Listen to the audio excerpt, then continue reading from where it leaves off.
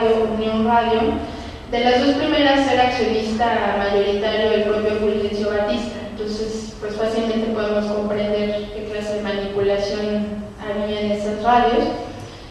Un caso actual, por ejemplo, fue que a la llegada del presidente de Chile, Piñera, no sé si ustedes leyeron por ahí, que además de ser dueño de un equipo de fútbol, otro instrumento de manipulación, pues también tenía acciones, un porcentaje muy grande en una televisora. Entonces se vuelve a conjugar ambos elementos, lo que es el fútbol como herramienta de distracción mediática y una televisora. En ese tiempo igual, Batista pues tenía sus acciones, creo que en un 90% era accionista, y otra radiodifusora que se llama Unión Radio, propiedad de un señor de nombre Eusebio Mujal, que en el tiempo de Fulgencio Batista estaba al frente de la Confederación de Trabajadores de Cuba, que desde ahí trabajaba para desestabilizar y para quebrantar la Unión Obrera.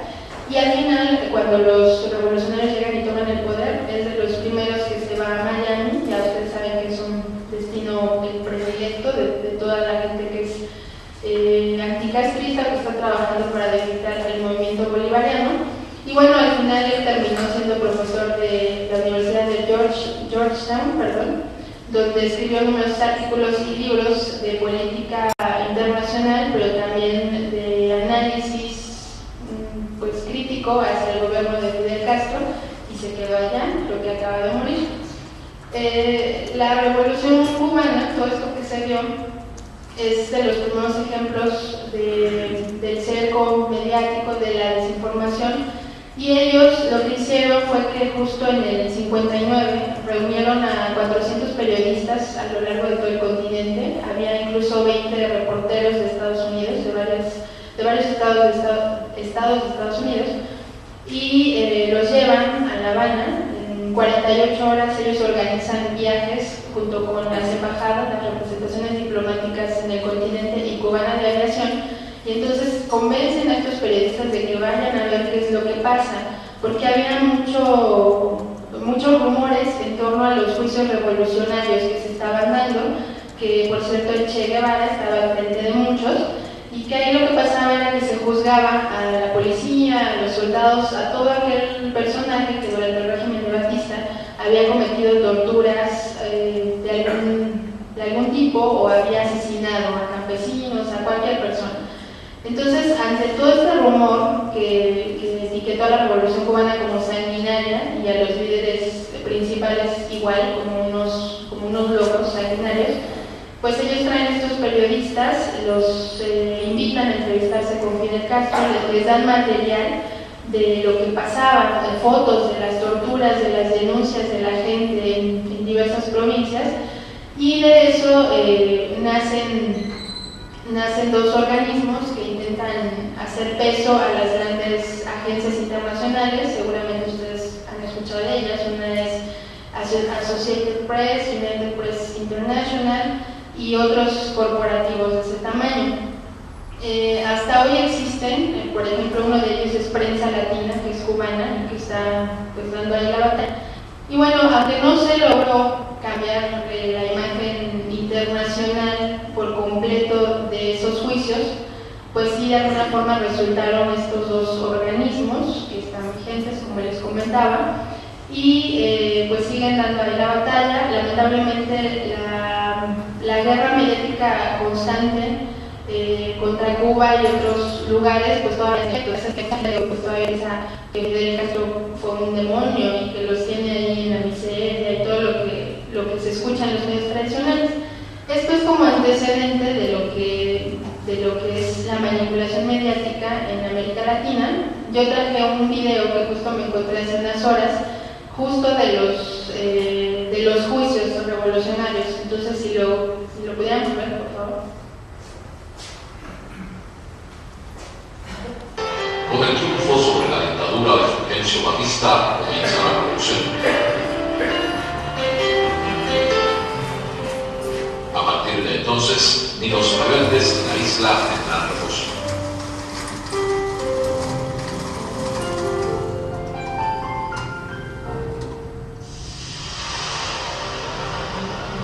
Este es el monumento al Malva. Sin ser la intención de sus creadores, para los cubanos, el águila simboliza al imperialismo norteamericano en la isla. La primera águila llegó explotó en 1923, la volvieron a colocar mucho más libre. En Estados Unidos nace la primera campaña contra la incipiente revolución. La prensa y varios congresistas atacan los tribunales revolucionarios creados para aplicar justicia a los asesinos y torturadores de la tiranía. En la elección para las 4 de la mañana, traigo aquí con la conservadora por ahí que me intentaría algún día delante de mi carrera de todo. Esta es la baja. Delante por aquí tiene sangre todavía. Porque me dio una patada en el vientre y tuve una hemorragia. Como me tuve que pagar con ellos para que no realizaran eso, me partieron 2 vértebras. ¿Te acuerdas?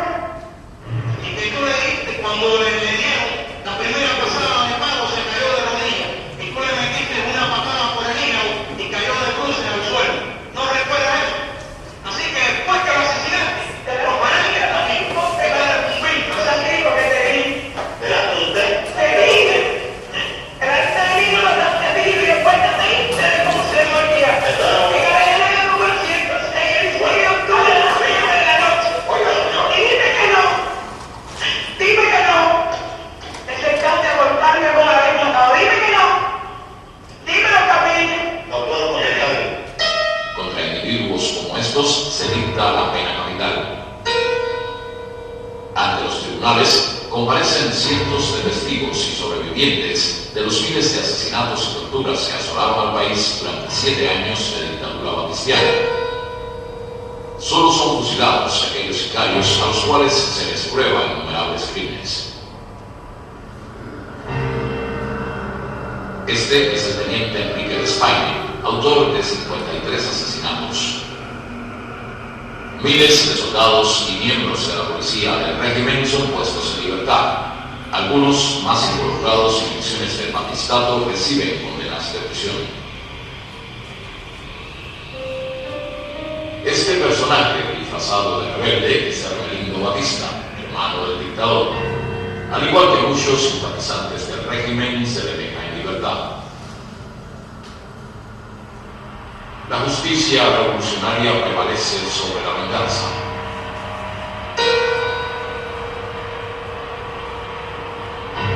Medio millón de cubanos, espontáneamente, se reúnen para defender esta idea y a la naciente revolución. Mediados de enero del 59, a solo 2 semanas de la victoria rebelde, finaliza la Operación Verdad, que enfrenta la primera campaña manipuladora de los medios de difusión. Se expresa un nuevo tipo de relación entre gobernantes y gobernados, inédito hasta ahora.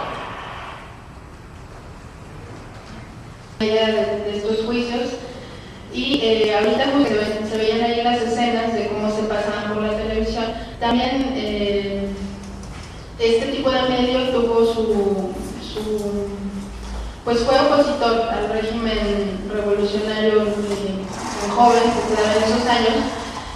Estaba en poder de una empresa y pues durante un tiempo funcionó. Lo que hacían era omitir los mensajes que pedían los líderes de la revolución que se pasaban por cadena nacional. Ellos alegaban que tenían compromisos publicitarios, entonces los omitían. Los trabajadores de la televisión también se ponen de acuerdo y crean un frente de comunicadores libres donde pasaban los mensajes de los revolucionarios, o los que se quedaron a trabajar ahí en esa televisora que estaba bajo el control de una empresa privada. Lo que hacían era insertar coletillas en los mensajes para deslindarse de lo que la empresa manifestaba, que era antirrevolucionario, y bueno, ellos advertían que era opinión solamente de la empresa. Eso solo como una observación más. Y bueno, ¿de dónde vienen todas estas teorías? Pues es muy interesante porque justo tiene su origen en la Primera y Segunda Guerra Mundial, cuando se comienza a manejar la propaganda en busca de que la gente pues, se adhiera a las causas, a los bloques y demás. Todo este estudio comienza ya cuando se empieza a construir pues, formalmente con la rigidez académica, con la teoría hipodérmica o de la bala, que es la primera teoría, es muy rudimentaria, no considera diversas variables, y lo que dice es que la información, una persona al estar expuesta a la información le llega súbitamente como una inyección y entonces pues ya está expuesta a ser manipulada. Es una teoría muy sencilla porque estaba en los comienzos de ese campo del conocimiento. Y también les traje una pequeña muestra de los carteles que se manejaban, que son muy reveladores porque ahí pueden ver que usaban desde ridiculizar a los enemigos hasta la exageración para provocar terror. No sé si lo ven, por favor. Solo una recopilación, no hay videos ni nada, solamente son los pósters que Don't know where, but I know we'll meet again some sunny day.